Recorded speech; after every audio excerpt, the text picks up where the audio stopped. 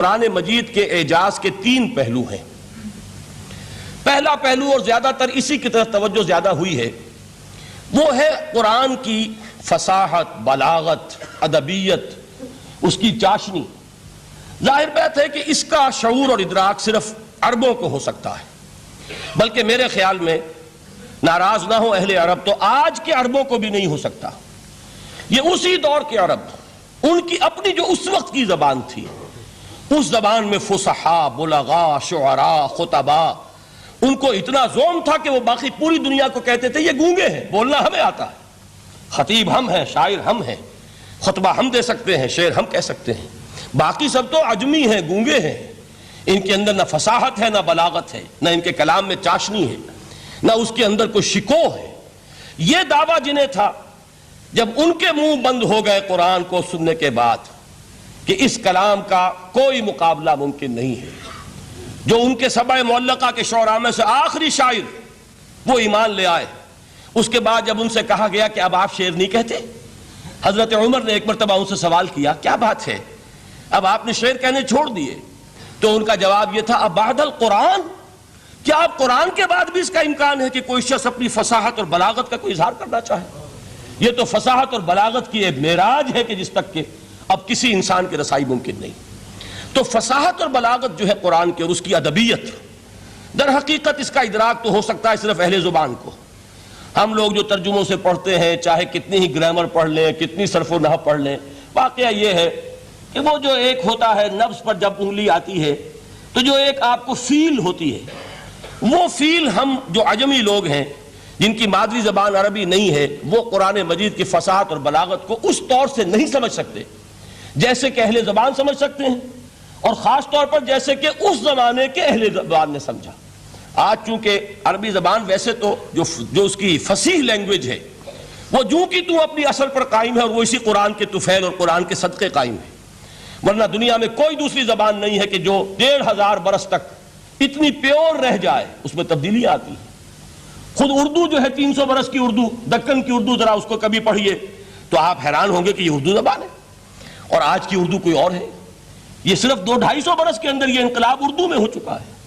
عربی زبان 1500 برس سے وہ قائم ہے اپنی اسی جگہ پر، اور وہ صرف قرآن کا اعجاز اور قرآن کا صدقہ ہے، لیکن باقی جو اصل میں بولی جانے والی زبانیں ہیں وہ بہت بدل چکی ہیں۔ لہذا تمام اہل عرب کے لیے بھی اب قرآن کے اس پہلو کو صحیح طور پر سمجھنا ممکن نہیں ہے۔ قرآن کی جو اعجاز کے دو پہلو ہیں، وہ ہے در حقیقت جو میری اور آپ کی توجہ کے خاص طور پر در حقیقت حقدار ہیں، اور ہمیں ان کی طرف توجہ کرنی چاہیے۔ بدقسمتی سے اس کی طرف عام طور پر علماء نے توجہ نہیں کی، اس کی صرف ادبیت ہی کا چرچا ہوتا ہے۔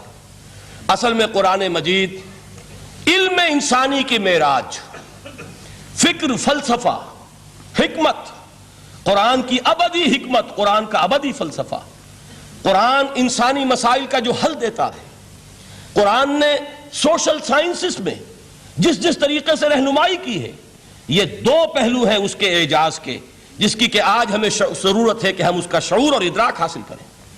اس کے ضمن میں خاص طور پر علامہ اقبال کا نام لینا چاہتا ہوں۔ میرے نزدیک اس دور میں قرآن مجید کے اس اعجاز اور اس کے ایک معجزہ ہونے کے لیے سب سے بڑی دلیل علامہ اقبال کی شخصیت ہے۔ وجہ کیا ہے کہ علامہ اقبال علماء کے طبقے میں سے نہیں تھے۔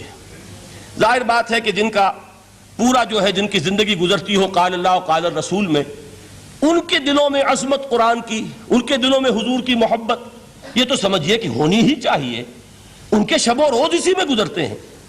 لیکن یہ کہ ایک ایسا شخص جس کی تعلیم ہے کالجوں کی، یونیورسٹیوں کی، جس نے مشرق اور مغرب کے فلسفے کھنگال ڈالے، وہ شخص، اور وہ بھی اس دور میں جبکہ ہم پر مغرب سے مروبیت بہت شدید تھی۔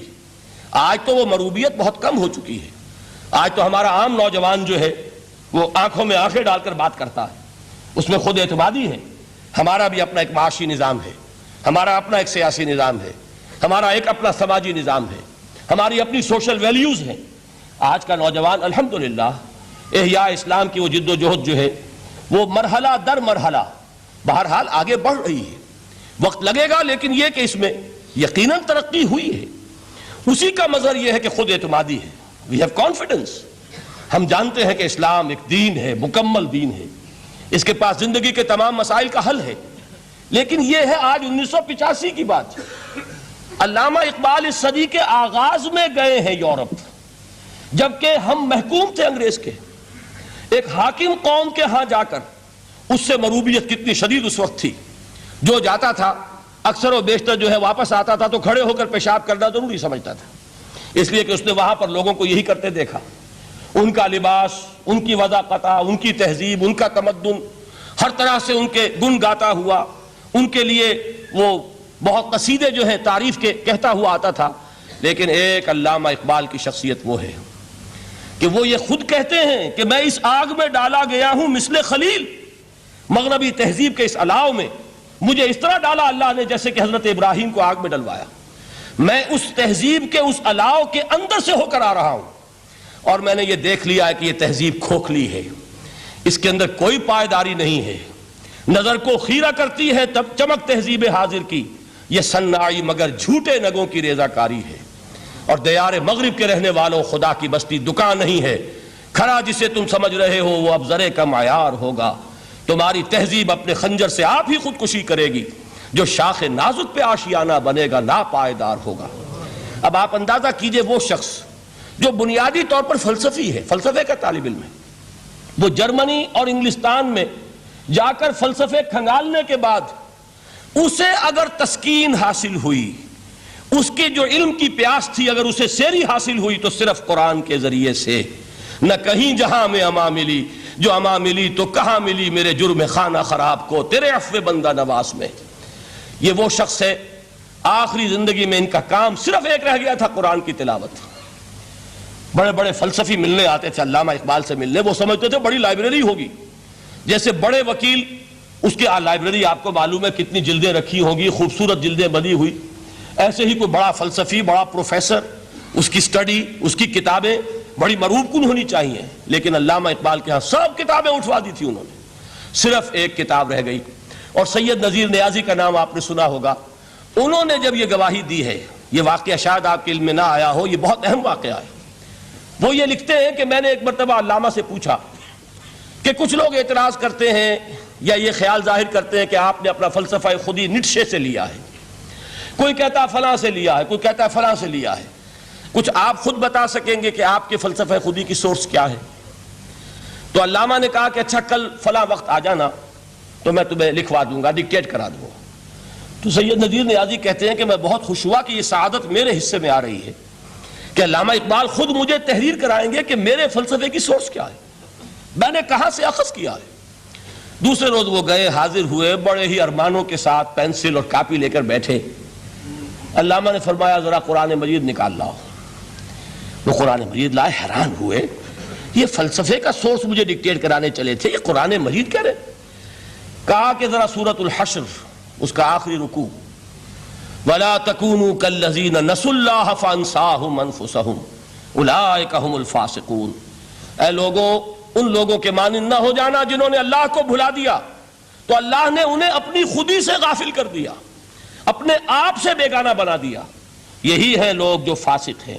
علامہ نے کہا میرے فلسفے کی سورس یہ ہے۔